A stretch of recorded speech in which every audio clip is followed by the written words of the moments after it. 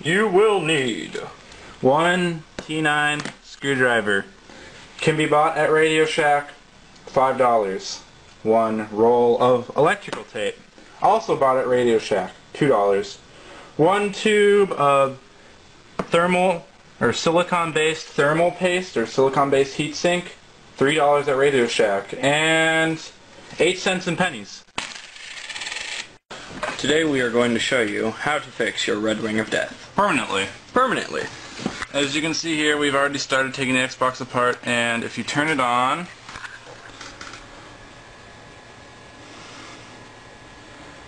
and wait, there the Red it Ring is. of Death. This is not an Elite Xbox, this is actually an Xbox I have custom painted myself. Bad Religion, his favorite band. And those just represent where those went, and sorry about the dogs. bring it over here. At this point, basically any YouTube video will show you that. From here on out, you're good.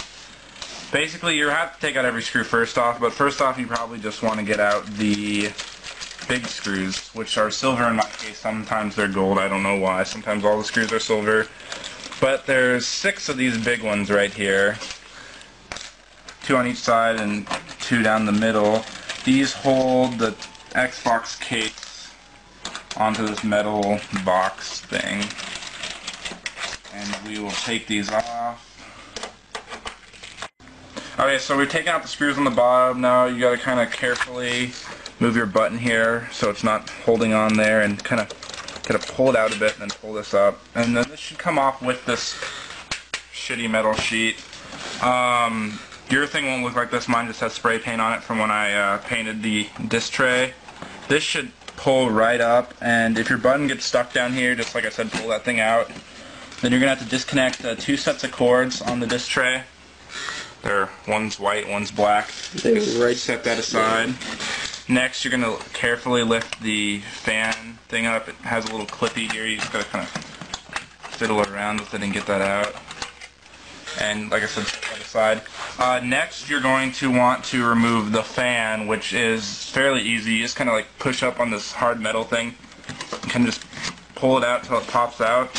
Pull it out, disconnect it from the motherboard. Just cut that aside as well. Next, we're going to go for the RF board. This has 3 screws. 2 are very visible, 1 is not. You basically get your fingernail under this thing and on one side and pop this white thing off. It has arrows to show which side's up for later.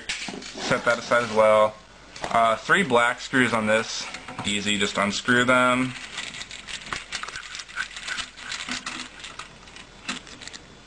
And you set those aside. Don't lose any of these screws because, especially the black ones, the Xbox won't work unless all the black screws are in. It senses them, especially on the X clamps. Then, once you've got all those screws out, it just pops out. It's just plugged in there, real simple like that. Carefully set that aside. Then we are going to flip it upside down and remove every screw on the bottom. I'd suggest starting with the X-clamps ones, even though I haven't. These are small and easy. So once you've unscrewed all the screws, this basically slides out. When you do it upside down, it slides out.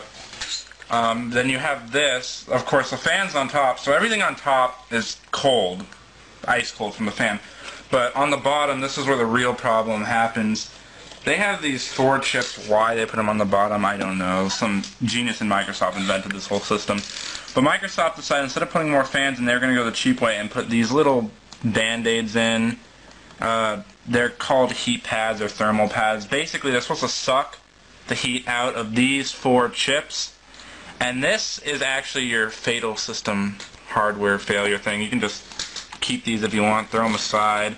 Then this is where we have our wonderful electrical tape and 8 pennies. Microsoft could have fixed their problem for 8 cents, but instead they went with these thick, nasty band-aids. So we got our pennies, And we got our electrical tape.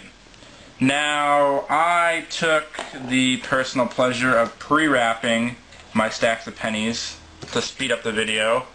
But basically, I mean, it's simple. I think you can figure that out on yourself. You take 2 pennies, do a wrap around one way, do a wrap around the other, make sure it's all closed off perfect, like this little square here. Perfectly closed off, no electricity going through your cringe all these little corners up. Perfect, right? Yeah, great. So, you might want to get all that sticky crap that was on there off from the thermal pads. You might have some, you might not, I don't know. But now that those are very clean, beautiful looking chips, whatever they do. Beautiful. That's when you need this. It's called many different things. Heat paste, heat sink, silicone-based thermal heat sink, I guess is a proper name. Pretty much all you need is, you can go to Radio Shack, get this. You can get everything really at Radio Shack. Silicone base, heat sink, compound, caution, blah blah blah. Yeah. So, pretty much. You just don't get it in your mouth or in your eyes. I mean, wash it off when you're done using it, but you want, like, little to no. Just a tiny, minuscule, that's probably too much. You just barely want none of this. This is just to keep the pennies on there and transfer the heat. Because like I said, these pennies are here to conduct heat, to keep this thing cool. You just want to move it out with your fingers, try not to get it on the motherboard. I mean, you just want, like, thin, like, we're talking as thin as plastic crap here. Just enough to get them to stick. Now, this will never dry, so you don't have to worry about that. Like, wipe it on a paper towel. I mean, don't be like me wiping it on the bottom of your couch. Ew. Anyway, so we're going to take our pennies and we're going to just stick them in the middle of there and just pop them on. Press down. Lightly, don't break the motherboard. Get them to stick on there. And they might not stick. You might need a little bit more, but usually you don't need much to get these babies to stick. And so... Uh-oh, this thing's tilting around here.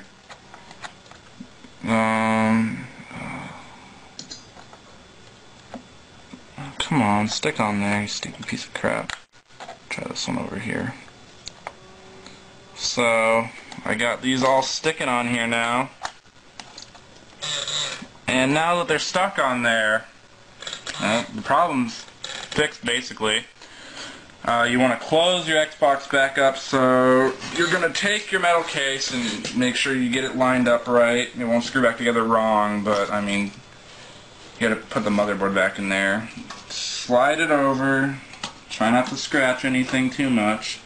The pennies will slide around, so this is the hard part where you got to make sure they're in place. Once you get this clamped on there, there's not going to be a problem. They're going to be tied up against the top of this thing, but until it's clamped safely down, you want to be kind of gentle. Okay, so now that I got it in there, kind of line up the screw holes. You don't want to strip any of your screws. Okay, this part is very important.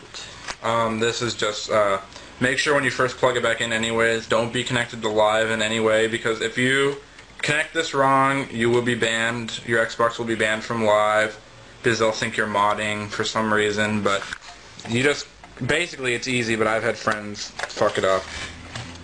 You just plug these back in correctly, and like I said, don't be connected to live, because then you won't get banned. It will just tell you that something's plugged in wrong. That's that part. So we put it back together. Everything's good. Now this is where we borrow a little help from my favorite old trick before I knew about this, the towel trick. Also, you can look that up on another YouTube video. Basically, it's fixed. It just still thinks it has the red ring of death. It doesn't know that it's been fixed. Alright, so here we have it all hooked up back to the TV. One towel trick later, and we'll see what happens.